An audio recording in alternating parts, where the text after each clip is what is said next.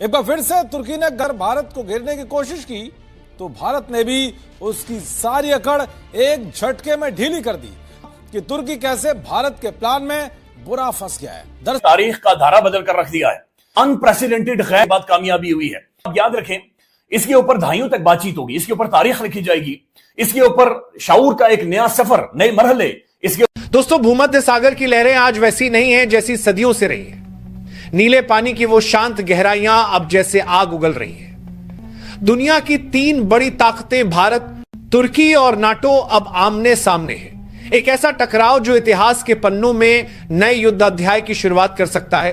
कभी सिर्फ एक समुद्री इलाका समझे जाने वाला भूमध्य सागर अब युद्ध की आग में झुलस रहा है। तुर्की के राष्ट्रपति एर्दोआन को यकीन था कि कोई भी देश उनकी अनुमति के बिना यहां कदम नहीं रख सकता, लेकिन भारत ने दिखा दिया कि 21वीं सदी का भारत किसी से डरने वाला नहीं है। भारत ने साफ साफ कह दिया कि भूमध्य सागर किसी का बाप दादा की जागीर नहीं, बल्कि एक इंटरनेशनल वाटरवे है।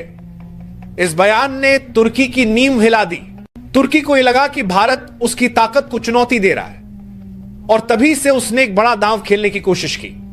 उसने नाटो को फोन लगाया, वही नाटो जो अमेरिका, ब्रिटेन, फ्रांस और दर्जनों शक्तिशाली देशों का सैन्य संगठन है। तुर्की ने रोते हुए शिकायत की कि भारत भूमध्य सागर में उसकी सीमा के पास सैन्य गतिविधियां कर रहा है। उसने नाटो से मदद मांगी, भारत को रोकिए, नहीं तो वो हमारे रास्ते में बाधा बनेगा। और बस यहीं से कहानी ने ऐसा मोड़ लिया जिसने पूरी दुनिया की नजरें इस सागर की लहरों पर टिका दी। ये जो अग्रेशन है अतर, ये आपको क्या लग रहा है? कि अगर आप मुझसे पूछे, मुझे तो ये लग रहा है कि भी थोड़ा सा प्लेस करना है भाई। सोशल मीडिया पर यह खबर बिजली की तरह फैली। ट्विटर से लेकर यूट्यूब तक हर जगह एक ही चर्चा थी। क्या भारत और तुर्की आमने सामने आने वाले हैं? न्यूज चैनलों ने हेडलाइन चलाई, India versus Turkey, a new war zone in the Mediterranean थी। लेकिन असली ड्रामा तब हुआ जब नाटो ने तुर्की का साथ देने से इनकार कर दिया। नाटो के सदस्य देशों ने स्थिति का विश्लेषण किया और पाया कि भारत ने कोई गलती नहीं की थी। भारत ने किसी देश की सीमा में प्रवेश नहीं किया था, न ही किसी पर हमला किया था। भारत बस अपने इंटरनेशनल व्यापारिक रास्ते से गुजर रहा था, वही रास्ता जिससे हर देश गुजरता है। नाटो ने तुर्की से पूछा, क्या तुम्हारे पास सबूत है कि भारत ने हमला किया? तुर्की के पास कोई जवाब नहीं था। अमेरिका ने कहा, तुर्की ने पहले भारत को उकसाया।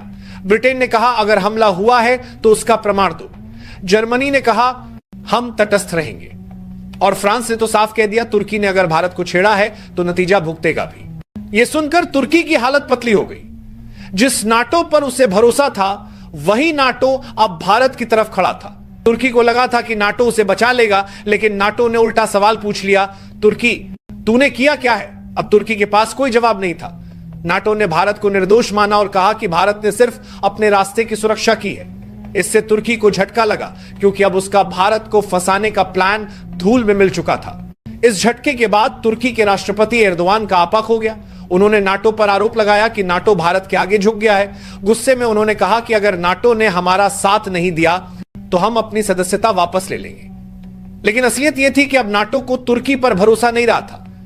नाटो जानता था कि तुर्की अपनी मनमानी कर रहा है और उसके कदम अंतरराष्ट्रीय नियमों का उल्लंघन है। इस बीच भारत के पक्ष में रूस और इजराइल खुलकर सामने आ गए। रूस ने चेतावनी दी कि अगर तुर्की ने भारत पर हमला किया तो रूस भी युद्धपोत भेजेगा। इजराइल ने कहा कि अगर कोई देश भारत को धमकाएगा तो हम भारत के साथ खड़े होंगे। अब तुर्की पूरी तरह अकेला पड़ चुका था। उसके पुराने सहयोगी भी उससे दूरी बनाने लगे। सऊदी अरब, ईरान और इराक ने बयान जारी किया कि हमारा इस संघर्ष से कोई लेना देना नहीं। यह बयान तुर्की के लिए किसी चांटे से कम नहीं था। अब तुर्की बौखला गया। उसने अमेरिका से मदद मांगी, लेकिन अमेरिका भी चुप रहा। अमेरिकी राष्ट्रपति ने साफ कह दिया कि वे इस विवाद में नहीं पड़ना चाहते। भारत इस्लाम दुश्मनी में हर रोज अपनी हद पार कर रहा है, और इस बार वो हद पार कर दी है जो माफ नहीं की जा सकती। इस बार शान में गुस्ताखी की कोशिश की गई है। जफर हिलाली साहब साबिक सफीर हैं बॉश का। सर, ये और अब सर उस हस्ती की शान में गुस्ताखी की जा रही है। मोदी सरकार चाहती क्या है सर? और अगर इस हद तक गिर जाने के बाद भी आपको लगता है मुस्लिम ममालिक कोई ऐसा एक्शन लेंगे जिससे आइंदा ऐसा करने की कभी हिम्मत ना कर सके भारत?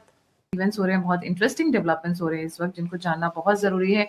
एक तरफ है पाकिस्तान, दूसरी तरफ बांग्लादेश और तीसरी तरफ टर्की के वहां पर बहुत कुछ चल रहा है। मैं द बैग में चाहती हूँ कि आदि भाई अच्छे से एक्सप्लेन करें।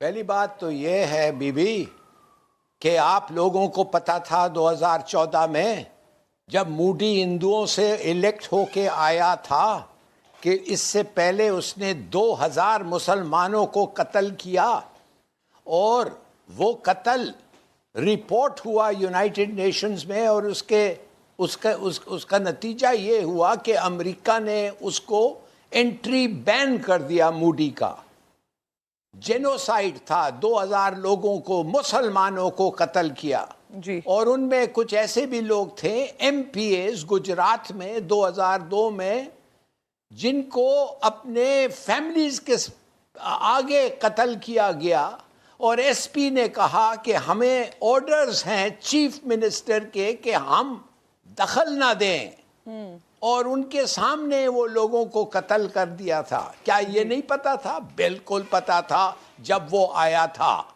मगर मैं ये जानना चाहता हूं कि ये जो आदमी मुसलमानों को नफरत करता है, ये जो उसके पार्टी में रिक्रूट और प्रमोट करता है उस बेसिस पे कि ये मुसलमान के खिलाफ है कि नहीं, इस आदमी को अरब्स ने क्या किया? क्या आपने उसको ओआईसी से निकाला जिधर आप हिंदुस्तान को ऑब्जर्वर स्टेटस दिया है? नहीं। इससे पहले 10 साल 8 साल हो गए हैं मूडी का, इससे पहले आपने कुछ कहा है मूडी के बारे में? नहीं, आप तो उधर इन्वेस्ट कर रहे हैं। आज आपने कहा है कि पाकिस्तान, कुवैत, सऊदी अरेबिया और कतर, क्या यूएई ने कंडेम किया है? क्या यूएई ने आके एक स्टेटमेंट दिया है? और सऊदी अरेबिया का स्टेटमेंट एक पैराग्राफ। इससे बड़ा क्या हिमाकत हो सकता था मुसलमान इस उम्मा पे? और आप एक पैराग्राफ, और आप यूएई तो कुछ अभी तक कहा ही नहीं है। तो इसका क्या मतलब है? क्या मतलब है? वो सैंक्शन नहीं कर रहे हैं इंडिया में, बॉयकॉट नहीं कर रहे हैं इंडिया में, इनके पास गट्स नहीं है, इनके एग्री किया। फिर वर्ल्ड वॉर 2 में, यूरोपियन वॉर 2 में भी भारत ने पिटाई करी। तो अब तीसरा, अब साइप्रस में, ग्रीस में अभी भारत की नेवल एक्सरसाइजेस चल रही हैं, ट्रेडिशनल डिप्लॉयमेंट है, और भारत ने प्रैक्टिस में 3 ब्रह्मोस मिसाइल फायर करी। और अब नेवल एक्सरसाइजेज हैं तो ऑब्वियसली फ्रांस, यूरोपियन कंट्री, सबको मालूम था कि भारतीय शिप्स कहाँ आ रहे हैं, कहाँ जा रहे हैं। लेकिन सबसे सरप्राइजिंग थिंग है जो टर्किश न्यूज़पेपर्स में और रिपोर्ट की गई, मैं उसकी बात कर रहा हूँ। Plus I will tell you something which is not reported, कि एक भी भारतीय शिप को टर्किश रडार